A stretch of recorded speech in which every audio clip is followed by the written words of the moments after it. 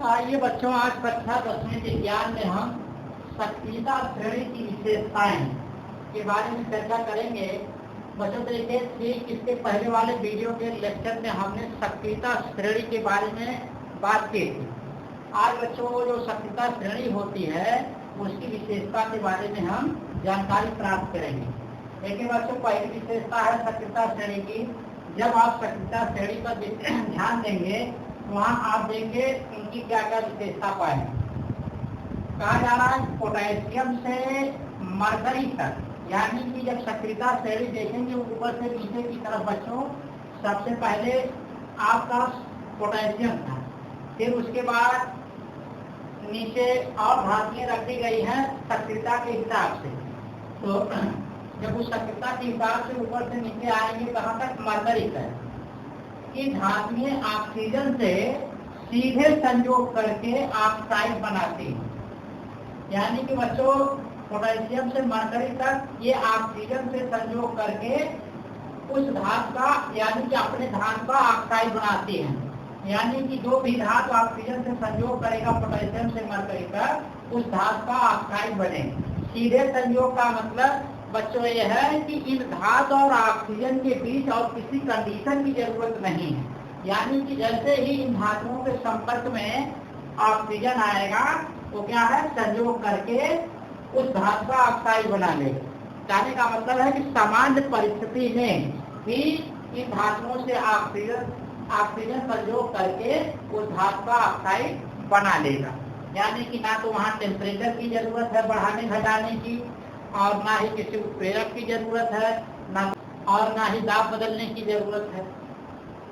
जैसे बच्चों देखें यहाँ मरकरी जो है ऑक्सीजन से संयोग करके, अब देखिए इसी धातु का ऑक्साइड बना लिया।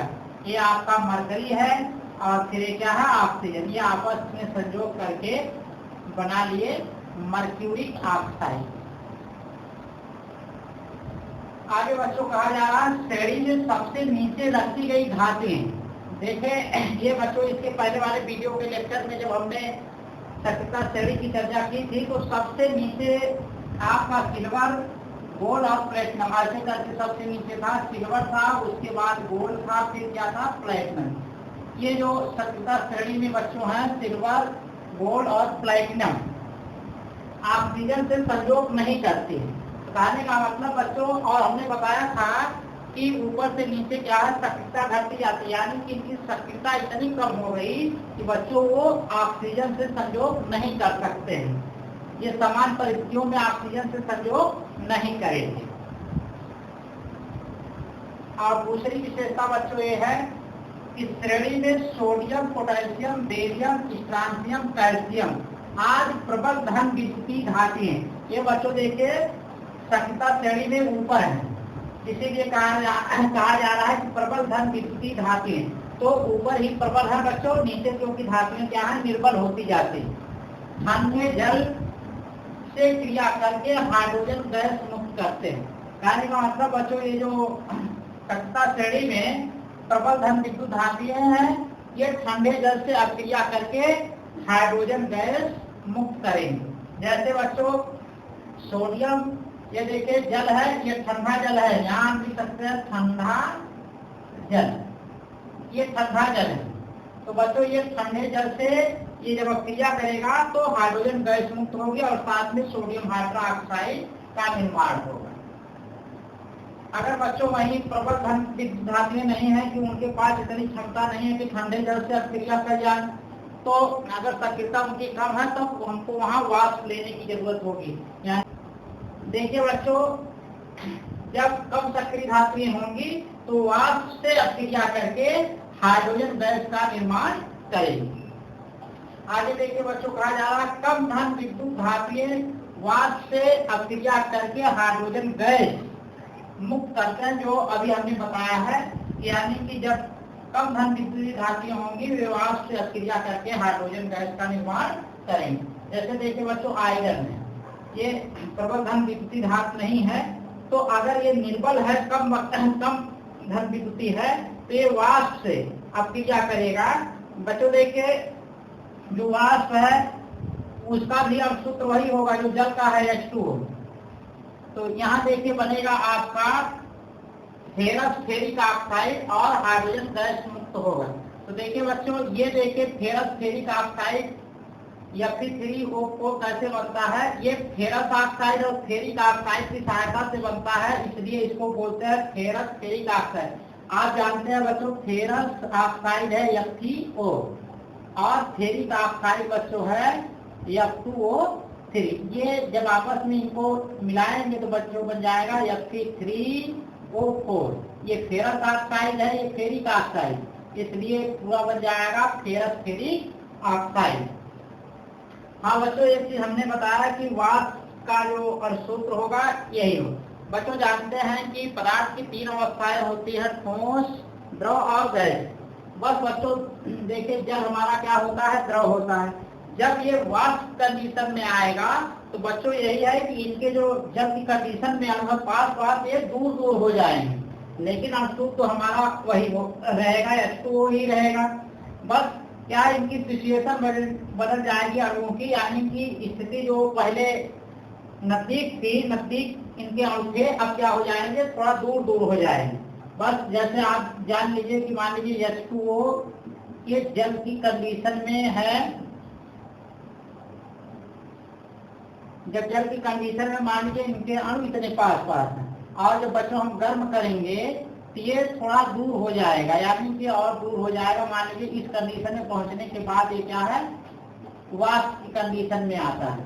तो अब बच्चों देखिए अणुसूत्र वही है, बस केवल थोड़ी सी इनके बीच की दूरी बदल गई है, यानी कि हाइड्रोजन और ऑक्सीजन का संयोग इसमें भी रहेगा और जल में भी रहता है, बस केवल है उनके बीच की दूरी बदल जाती है। अगली विशेषता बच्चों देखिए, तीसरी विशेषता है सक्रियता श्रेणी में हाइड्रोजन से ऊपर की धातुएं तर्क अम्लों से संयोग करके हाइड्रोजन गैस यानी कि H2 मुक्त करती हैं। देखिए बच्चों, जो सक्रियता श्रेणी है, हाइड्रोजन से ऊपर जो धातुएं हैं वे तर्क अम्लों से अभिक्रिया करके हाइड्रोजन गैस को मुक्त करती हैं। देखिए एक चीज बच्चों यहाँ समझिए, जैसे हाइड्रोजन कहा गया है तो आपने पढ़ा है कि हाइड्रोजन का संकेत H होता है। तो अगर परमाणु की बात करते हैं कि हाइड्रोजन परमाणु, तो आप हाइड्रोजन परमाणु का संकेत H देते हैं, और जब हाइड्रोजन परमाणु तत्व की बात करते हैं तब भी आप H का ही संकेत करते हैं। ये हाइड्रोजन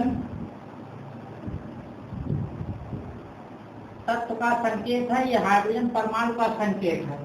तो बच्चों आप जानते हैं कि जो तत्व होते हैं एक ही प्रकार के परमाणुओं से मिलकर बने होते हैं। तो यहाँ देखिए, लेकिन जब बच्चों संकेत की बात आती है तो दोनों का संकेत एक ही देते हैं। तो जैसे यहाँ परमाणु की बात है तो बच्चों सिंगल है, तो इसी तरह के ढेर सारे H मिलकर क्या है, हाइड्रोजन तत्व का निर्माण करेंगे। जो भी परमाणु लेंगे अगर उनकी संख्या ज्यादा हो जाएगी तो बच्चों उसका तत्व बन जाएगा, लेकिन दोनों का संकेत एक ही होगा। परमाणु की बात होगी तब भी वही लिखेंगे और तत्व की बात कहेंगे तब भी वही कहेंगे, लेकिन इनके नामों से लेकिन बच्चों इनके नामों से हमको ये संज्ञान में आएगा कि अगर परमाणु की बात करते हैं तो सिंगल है, अगर तत्व की बात करते हैं तो इसका मतलब कि ढेर सारा उसमें वो परमाणु मौजूद है। अब लेकिन बच्चों जब से हमने यहाँ कहा कि हाइड्रोजन, तो अब बच्चों अब देखिए हम यहाँ परमाणु समझें या तत्व समझें, लेकिन बच्चों यहाँ देखिए जब बात कहा जाता है तो इसमें ये होता है ना, तो देखिए पहली बात तो यहाँ बच्चों ना तो हमने तत्व की बात कही है ना तो परमाणु की बात कही है। तो आपको यहाँ ये विचार करना है कि ये किस कंडीशन में अस्थायी अवस्था में होता है। जिस कंडीशन में अस्थायी अवस्था में होता है बच्चों वही हमको यहाँ लिखना पड़ता है। अब जैसे अगर बच्चों हम केवल परमाणु की बात करें तो ये अष्टक नियम का पालन नहीं करता है।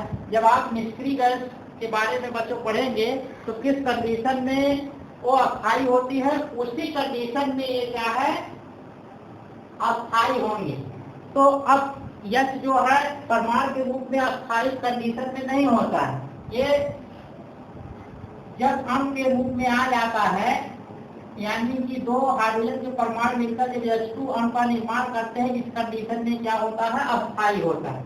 इस कंडीशन पे जब बच्चों ये अस्थाई है, तो जब भी हाइड्रोजन की बात आएगी तो हम H2 यहाँ लिखेंगे, क्योंकि इसी कंडीशन में अस्थाई। उसी तरह बच्चों अगर ऑक्सीजन की बात करते हैं तो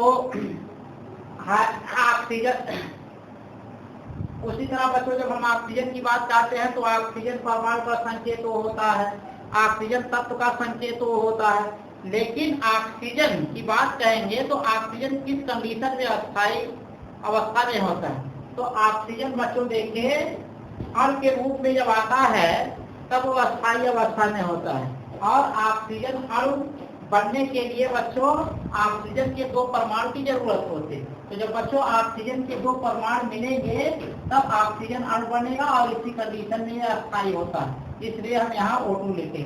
अब बच्चों ये किस कंडीशन में अस्थाई होते हैं, आप 9th में पढ़ चुके होंगे कि 3 प्रकार के जब बांड बनते थे, वैतु संयोजी, सहसंयोजी, उपसहसंयोजी, तो आप देखते थे कि उनकी कक्षाओं में, बाह्यतम कक्षाओं में या तो 8 इलेक्ट्रॉन होता था या तो 2 इलेक्ट्रॉन होता था।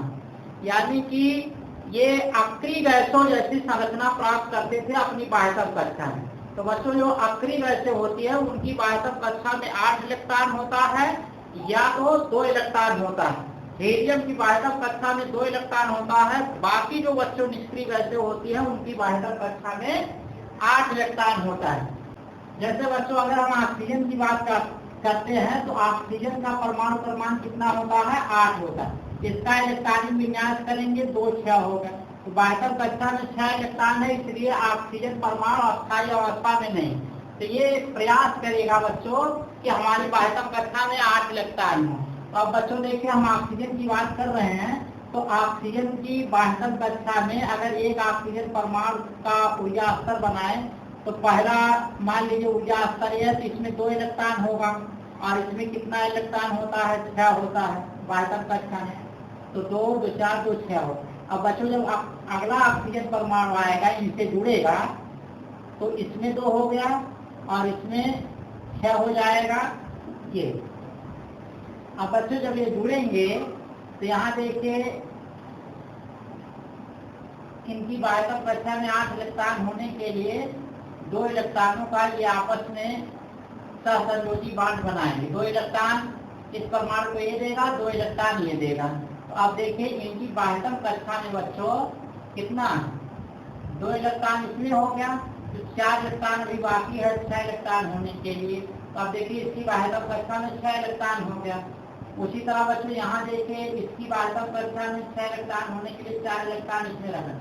लेकिन बच्चों यहाँ वाले जो देखिए इलेक्ट्रॉन है ये दोनों में कॉमन है, यानी कि ये 2 इलेक्ट्रॉन इसमें भी आएगा और इसका 2 इलेक्ट्रॉन जो है ये देखिए 2 इलेक्ट्रॉन इसका तो ये है ही है, लेकिन ये 2 इलेक्ट्रॉन जो है इसमें भी आएगा। उसी तरह ये 2 इलेक्ट्रॉन जो इनका है इस परमाणु पर, ये दोनों इलेक्ट्रॉन इसमें भी आएंगे।